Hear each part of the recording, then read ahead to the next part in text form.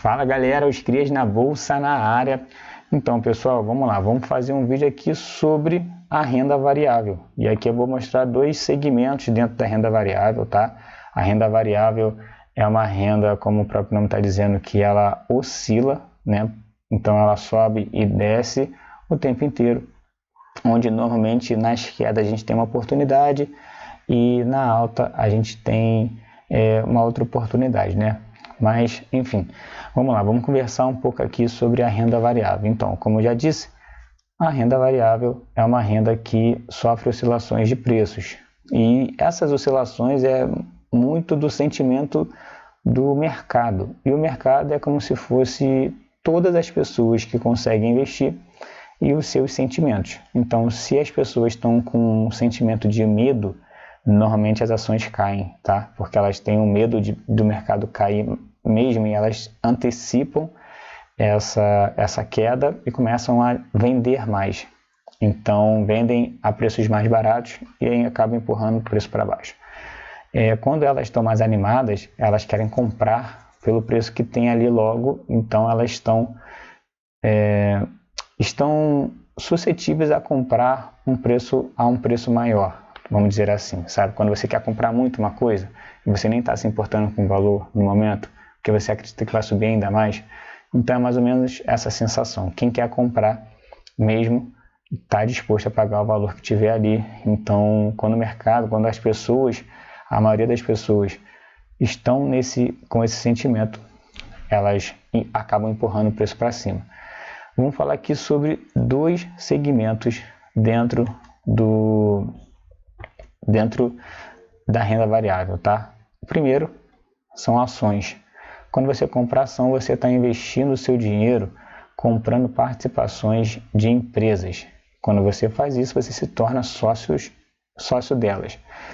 E aí, uma vez que você é sócio, você tem direito a receber os dividendos, que são os lucros da empresa, né? Quando elas repartem esse lucro para os acionistas, você tem direito a ter as ações em carteira e participar das oscilações dela. Então, se ela sobe, você está participando dessa alta, se ela cai também, você está participando dessa queda, e você está sempre dentro da empresa, uma vez que você, como eu disse, quando você investe, você vira sócio. Então, você consegue participar de todos os eventos que acontecem dentro da empresa, tá? Outro segmento aqui são os fundos imobiliários.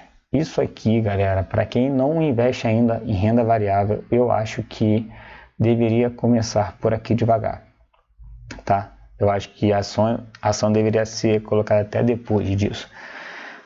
Por quê? Porque o brasileiro em si, ele sempre foi acostumado a viver de renda, né? Quem é que não conhece alguém que comprou um imóvel, né? Que seja um apartamento, seja uma casinha para alugar.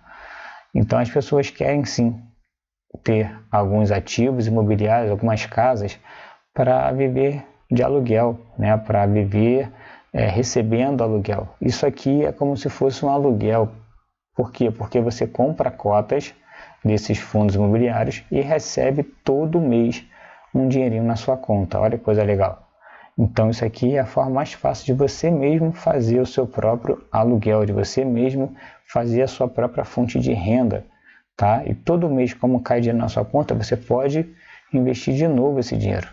Então aqui, para mim, é o início de você criar realmente a sua renda passiva. Você vê todo mês o seu patrimônio crescer um pouquinho, tá bom? E aí a gente chega nessa telinha aqui, que são os pontos positivos e negativos de ações e fundos imobiliários, que eu acho que é da renda variável, né? Então vamos lá, vamos começar pelos pontos negativos. Diferentemente da renda fixa, as ações e os fundos imobiliários não te oferecem nenhuma garantia. Obviamente que você tem mais risco aqui dentro desses ativos. Influência externa. Muitas das vezes as ações ou os fundos imobiliários sofrem grandes quedas quando algumas coisas acontecem fora da empresa. Um exemplo disso foi agora a Covid. a Covid, nenhuma empresa listada na Bolsa, ela teve participação do que aconteceu. Mesmo assim, as ações foram impactadas, assim como os fundos imobiliários também foram impactados, tá? E daí, o outro ponto negativo é que o preço sobe e desce. Mas esse é um ponto negativo que a gente consegue se beneficiar. Se você analisar legal, quando uma empresa cai, se foi por conta de algo que aconteceu fora da empresa, a empresa daqui a pouco vai ter as suas ações corrigidas. E aí, se você compra bem no momento onde ela caiu ali, você aproveitou uma queda para comprar mais ações, porém você está comprando com preço menor, tá? E quando ela subir, você vai surfar nessa alta. Então você ganha dinheiro quando a ação sobe. Na verdade, você ganha dinheiro mesmo quando a ação cai, né? Você, quando compra as ações, quando elas estão caindo, você já está comprando com desconto ali. Quando ela volta para o seu preço normal, você vai lá e faz um dinheiro também. Então aqui os pontos positivos agora, ó. A gente ganha com a valorização, né? Então a gente ganha aqui, vou botar aqui na tela de novo para vocês. A gente ganha aqui com a valorização, que é quando a ação ou fundo imobiliário sobe de preço. Então isso, se você vender, quando subir você ganha também. A gente ganha com os proventos, então se a gente ganha dividendos, se a gente ganha rendimentos das empresas ali que a gente comprou em ações ou em fundos imobiliários, a gente também está ganhando dinheiro, né? A gente ganha com bonificação. As ações normalmente não, vira e mexe, tem algumas empresas que dão aos seus acionistas bonificações de ações, né? Talvez você trabalhe ou conheça alguém que trabalhe numa empresa que é listada na bolsa e dá algumas ações para os seus funcionários. O que isso significa? Significa que ao invés de pagar com dinheiro, a empresa está dando a ação, fazendo com que o funcionário vire sócio dela, tá? Normalmente aqui na bolsa, exemplo, a Itaúsa, se eu não me engano, ano passado deu 10% de bonificação. Você que tinha 100 ações de Itaúsa, ganhava 10 ações de Itaúsa. Isso é uma bonificação. Outra coisa, você ganha dinheiro com aluguéis, você consegue alugar as suas ações. Então, você deixa as suas ações paradas, bota lá na corretora uma ordem para você alugar as suas ações. Quem alugar paga uma taxa para você. Você consegue todo mês ali reinvestir o seu dinheiro que você ganhou dos fundos imobiliários também. Então você vai aumentando a sua participação dentro dos fundos imobiliários. E aqui eu coloquei um ponto positivo de isenção de imposto de renda. Por quê? Porque isso, galera, vamos lá, na renda fixa a gente paga ali a alíquota de imposto de renda, né?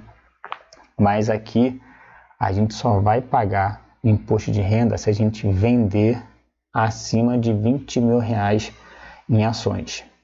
Em fundos imobiliários você tem que pagar uma taxa de 20% em cima do ganho que você teve na venda dos fundos imobiliários, tá? Ou seja, a gente só paga se a gente vender. Se eu vender menos de R$20 mil em ações, eu não preciso pagar nenhum tributo ali para o governo, tá? Ou seja, se eu não vendo, eu não pago. Simples assim. E se eu não vendo, eu continuo com ativo em carteira, mesmo que eu ganhe dinheiro dos dividendos, os dividendos são isentos de imposto de renda, então eu não pago imposto de renda. Então, eu corro um pouco mais de risco dentro da renda variável, porém, eu tenho mais benefícios fiscais dentro da renda variável do que da renda fixa. Tá? Então, para você ver que dentro desse jogo de renda fixa e renda variável, nos dois tem os pontos positivos e negativos.